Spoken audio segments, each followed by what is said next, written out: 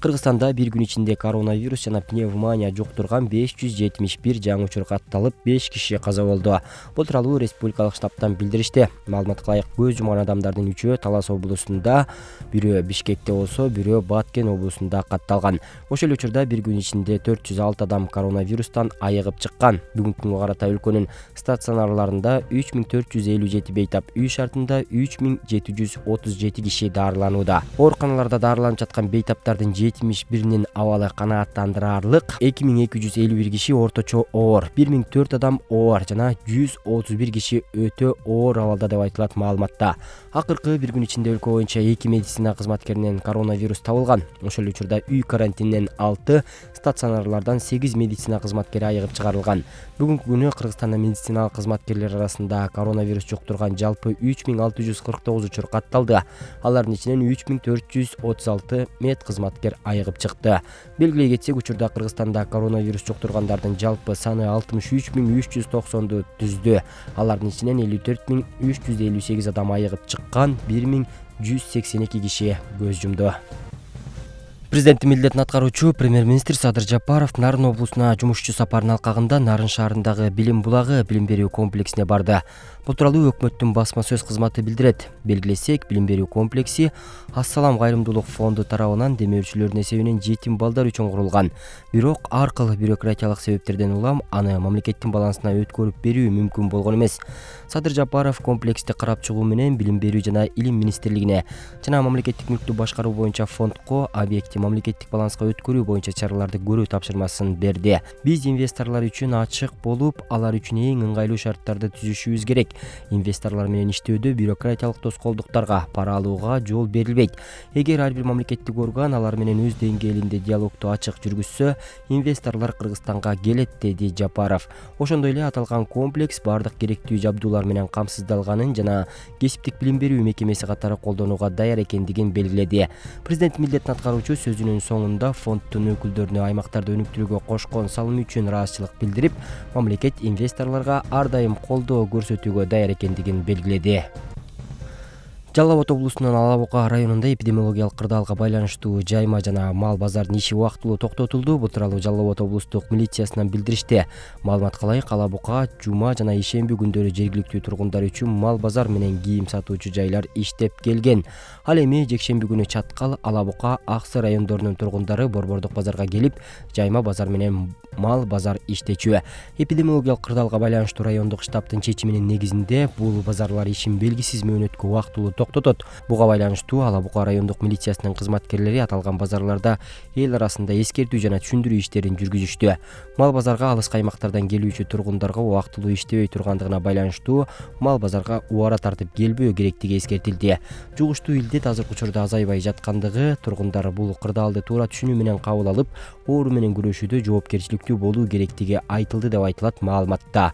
Облустук милициядан белгилешкендей, милиция кызматкерлери санитардык эпидемиологиялык көзөмөл борборунун кызматкерлери менен биргеликте көңүл ачуу борборлорунда, соода түйүндөрүндө, коомдук тамактануучу жайларында санитардык эрежелердин сакталышын текшерүүгө алышууда. Мыйзамсыз сакталган курал жана ок-дарылар аныкталды. Бул тууралуу Кыргыз Республикасынын Ички иштер министринин басма сөз кызматы билдирет. Маалыматка ылайык, 2020-жылдын 25-октябрында Кыргыз Республикасынын Ички иштер министрлигинин экстремизм жана мыйзамсыз миграцияга каршы аракеттенүү боюнча кызматына ыкчам маалымат түшүп, 2020-жылдын март айында Ысык-Көл облусунун Балыкчы шаарынын түштүк тарабында жайгашкан Дамба жер тилкеси жагында 2 бейтааныш адам жашыруун түрдө белгисиз буюмдарды көмүп жаткандыгы маалым болгон. Маалымат Кыргыз Республикасынын жазык кодексинин 253 беренеси куралдарды, ок-дарыларды мыйзамсыз жүгүртүү боюнча Ысык-Көл облусунун Балыкчы шаардык ички иштер башкармалыгына катталып, сотко чейинки өндүрүш иши башталган. Сотко чейинки өндүрүш ишинин алкагында тергөө тапшырмасы алынып, Кыргыз Республикасынын экстремизм жана мыйзамсыз миграцияга каршы аракеттенүү боюнча кызматынын кызматкерлери тарабынан ыкчам издөө иш-чаралары жүргүзүлүп, 2020-жылдын 7 ноябрында Балыкчы шаардык ички иштер башкармалыгынын кызматкерлери жана ыкчам тергөө тобу тобу менен биргеликте жеринде издөө иштери жүргүзүлгөн. Жыйынтыгында Балыкчы шаарынын Тоголок Молдо жана Арчалы көчөлөрүнүн кесилишиндеги дамбанын түндүк тарабы жакта таштарга көмүлгөн көгүч түстөгү спорттук сумка табылып, анын ичинде курал жарактар болгон. Тасмада көрсөтүлгөн буюмдар далил зат катары алынды. Аталган факт боюнча соттук химиялык, соттук баллистикалык, соттук дактилоскопиялык, соттук криминалисттик экспертизалар дайындалды. Учурда жогорудагы кылмыш иштерине тиешеси бар адамдардын өздүгүн тактоо жана кармоо боюнча ыкчам иликтөө иш-чаралары, тергөө амалдары жүрүп жатат. Бишкек шаарында 30 октябрдан 5 ноябрга чейин 5396 жол эрежесин бузуу аныкталды. Бул тууралуу милициянын кайгуул кызматынан билдиришти. Маалыматка ылайык бир жума ичинде 63 мас айдоочу кармалган. Ошондой эле унаасынын айнектерин караңгылатып айдап жүргөндөр 17 түшсө, айдоочулук күбөлүгү жок унаа айдап жүргөндөрдүн саны 77 болгон. Башка жол эреже бузуулар 5239. Ошол эле учурда 376 унаа айып аянтчасына коюлган. Милициянын кайгуул кызматы айдоочулар менен жөө адамдарды жол эрежесин сактоого чакырат.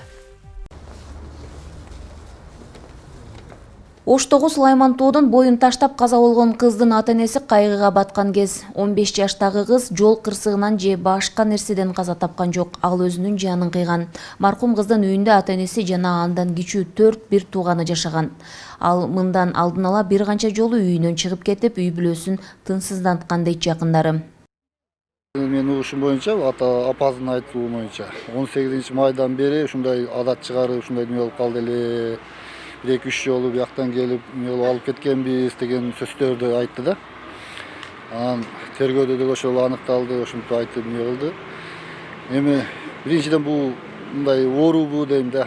Кандайдыр бир оорубу дейм да. Аллахтын берген бир оорусубу дейм да бул. Каргашалуу окуя октябрь айынын соңунда жүз берген. Маркум үйүнөн 18 октябрь күнү чыгып кеткен. Аз убакыттын ичинде кыз ата-энесине байланышка чыгып, Оштогу кафелердин биринде иштеп жаткандыгын билдирген. Тууганы Сайпидин Махмудов өспүрүмдүн мындай жолго баруусуна эмне себеп болгондугун азырынча айтуу эрте, бирок жаштардын телефон, интернетке азгыруусу күч болууда экендигин белгилейт. Кээде ошондой адат чыгарып эмне болуп калган экен. Эми мен ойлойм, бул переходный возрастка өтүп атканда ушундай эмнеге келип калабы жаштар. Көп эле стресстен көбүнчө ушу телефондон эле деп ойлойм да мен. Телефондон какой-то бир эмнелерди көрүп, мындай биздин менталитетке туура келбеген эмнелерди көрүп, ошондон үйрөнүшүп атабы, же ошондон эмне кылып атабы деп ойлойм да. Окуя болгондон соң милиция кызматкерлери кыздын денесинде эч кандай жараат жок экендигин аныкташкан. Өспүрүмдүн эмнеден улам каза болгондугу боюнча атайын экспертиза дайындалып, жыйынтыгы азырынча чыга элек. Туугандардын көрсөтмөсүнө караганда, ушу мен өлүп алган бир күнү деп айтып жүргөндүгү боюнча көрсөтмө берип жатышат. Ошондой болсо дагы биз бүгүнкү күндө суицидке бар деп божомолубуз болгон менен дагы өзүбүздүн аткара турган бир топ оперативдик иштерибиз бар. Ошолорду аткаргандан соң гана биз суицидке баргандыгын аныктап гана билдире алабыз. Мунун себебин көпчүлүк ата-энелер балдарын көзөмөлгө албагандыктан болууда дейт психологдор. Алдын ала суицидке барам деп айтып жүргөн адамдарда бир топ өзгөрүүлөр байкалат. Адистер мындай адамдарды байкоого болот дешет. Жогорку нерв тек чыңалууда, коркуулардын басымдуулугу, өзүн өзү баалоосунун төмөндүгү, турмушка болгон, адамдарга болгон мамилелеринен нааразычылыктары күчтүү, ушундай эмоционалдык абалдарда келишет. Көбүнчө эле орто оор, анан оор абалда келишет. Мындай окуялар жаш өспүрүмдөр арасында жыл башынан бери биринчи жолу катталды. Ал эми суицидке кабылып каза болгондордун саны 8ге жеткен. Гүлжан Ажыматова, Бектур Калыбек уулу, Ош шаары.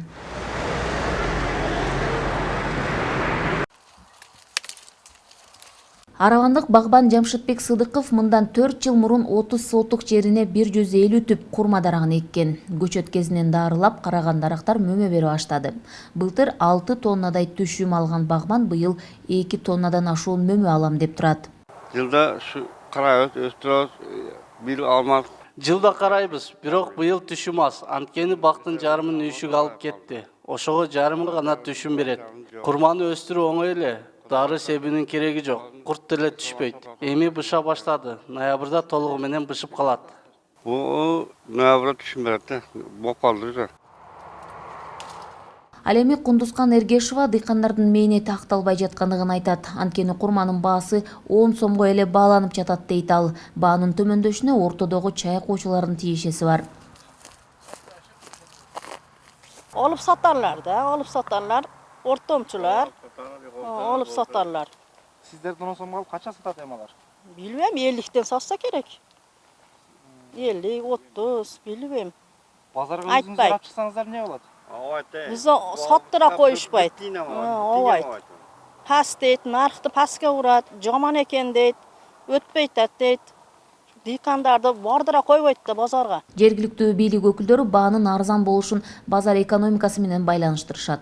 Дыйкандардын ортомчосуз өздөрү базарга сатуусу үчүн бардык шарттар каралган. Бул үчүн райондо логистикалык борборлор да иштебүүдө. Негизги кулманы жана жашыл мөмөлүү жемиштерди сактоочу 5 кампа бар.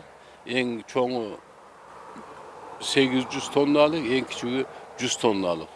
Andan çıkar dağın dikanda özlerine 50-60 tonnalık üylerini özün cekemeyin çıkılıp kampalar kurulan o şolcada saktaşıp dekabr yanvar aylarında çıkıp satışıyordu. Араван районунда 147 гектар аян курма багы бар. Анда өндүрүлгөн мөмөнүн көпчүлүк баясы ички базарда сатылса, калган бөлүгү Орусияга да экспорттолот. Гүлжан Ажиматова, Бектур Калыбек уулу, Ош облусу.